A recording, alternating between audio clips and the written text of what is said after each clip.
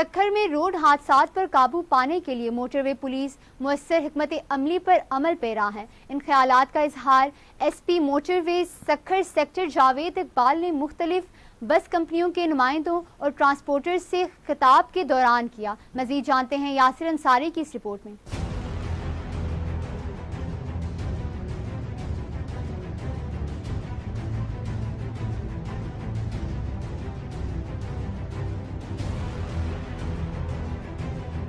सक्खर में ट्रैफिक हादसात की रोकथाम के लिए सिंध पुलिस ने मौसर हिकमत अमली अपनाने का फैसला किया। मुसाफिरों की जान और माल के तहफ़्फ़ुज़ के लिए कुछ दूरी इक़्तिदाम किए जाएंगे। इन ख्यालात का आज़ार SP motorway Sukkur sector Javed Iqbal cheddar ने मुख्तलिफ बस कंपनियों के ट्रांसपोर्टर्स के साथ मुनक्किदा मीटिंग से खिताब किया। मीटिंग में DSP हेडक्वार्टर खालिद महमूद नवाज ने भी शिरकत की। इस मौका पर SP motorway Sukkur sector Javed Iqbal cheddar का कहना था कि सक्खर सेक्टर में रोड सेफ्टी के हवाले से बेहतर पॉलिसिंग और मुतअद्दिद आगाही प्रोग्राम नक्किद किए जा रहे हैं।